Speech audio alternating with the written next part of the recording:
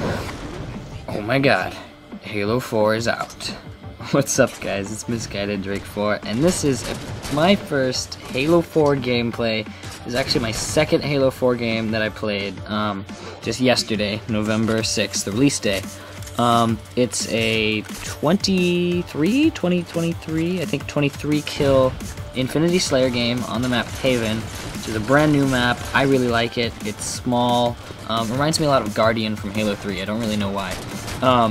But this game was my second game. I unlocked the DMR, and I wanted to talk today about Halo 4 and how I think the DMR is insanely overpowered. Especially considering it's the second weapon you unlock behind the BR, which is grossly underpowered.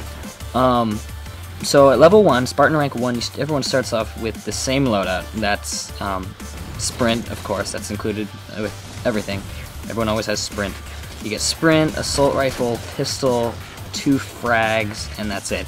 And everyone has that loadout. And I think on Spartan rank 3, you unlock the DMR. It's much like the Reach DMR. It's basically no bloom, 5 shots to kill, 4 to drop shields, and then 1 headshot. It feels really easy to hit with. I think easier than Reach. That may be just because people are new to the game, they're not strafing. But it definitely feels easier to use. After this game, I went ham in some big team battle and racked up like 30 headshots with the thing.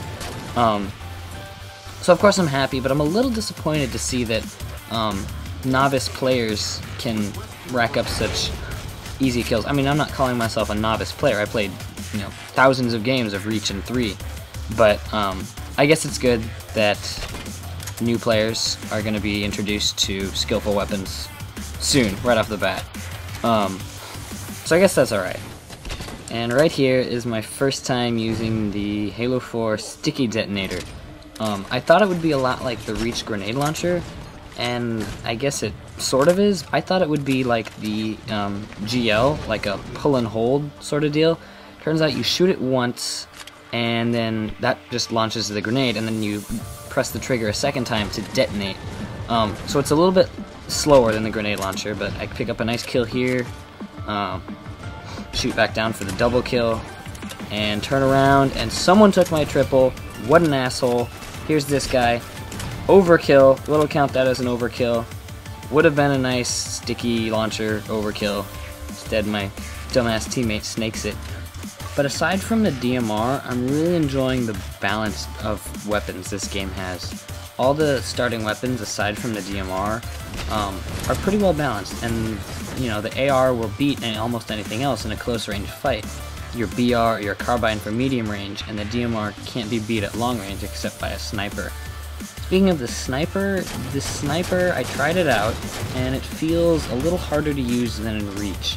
I don't know if it's just because it's new, or if they actually changed the mechanics and engine behind it, but it feels slower, heavier, clunkier.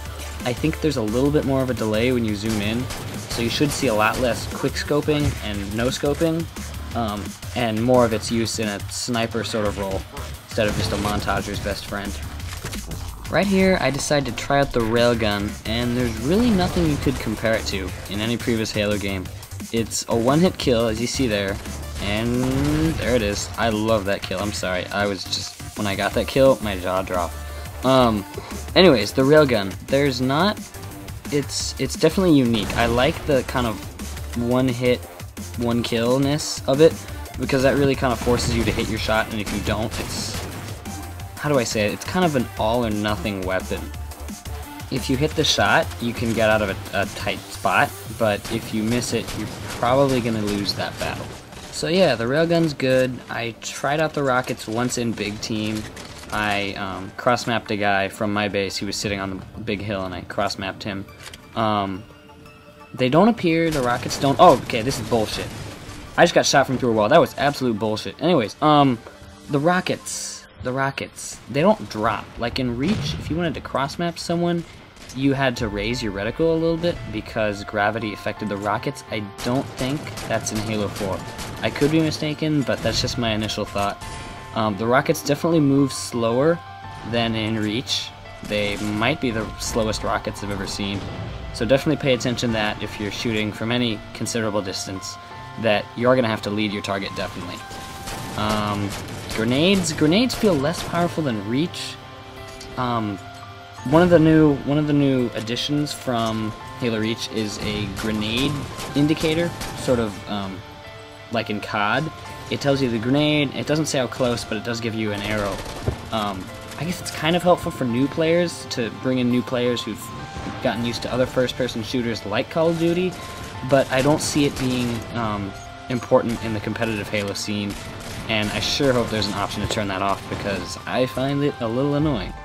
So the next thing is armor abilities, and I don't think I'm really going to get into that for this video because I haven't used very many of them. I've only really tried Thruster Pack and Jetpack, and they definitely seem so far like they play less of an important role. Like in Reach, your armor ability really determined your playstyle and what you were going to do with it. I don't think that'll be the case so much in Halo 4, but I haven't tested them all out, and I definitely want to do that. And I'll probably make a video about them, just solely about armor abilities soon. So stay tuned for that. Another thing, they did add Sprint as a permanent ability, as I mentioned, and that's a pretty big deal, so I think I'll make a separate video for that. It doesn't seem like it'll be abused as much as it was in Reach, because everyone will have it. So Sprint and Sword won't be quite as overpowered as it was, because if you're being chased, you can just sprint away. So yeah, here you see me picking up the railgun. You see those two people fighting. Turns out Sword Block is only back against other swords, which I like. That's how it was in Halo 3. I think that's how it should have been in Reach. So yeah, Sword Block is not returning. The last big thing I want to talk about before this game ends is ordnance drops. I think it's a great idea for Infinity Slayer. It definitely needs to be tweaked, but I actually do see some potential for competitive gaming. Maybe not MLG, but the ordnance drops, they seem fairly balanced to me so far. As I said, I've only played like 8 games, so that could definitely change as they add more playlists and whatever. I'll probably make a separate follow-up video on that too. Looks like this game is pretty much over, so be sure to leave a like if you enjoyed and subscribe for more, because I'll be bringing you guys a lot of Halo 4 content in the upcoming weeks. Thanks for watching, and I'll see you guys later.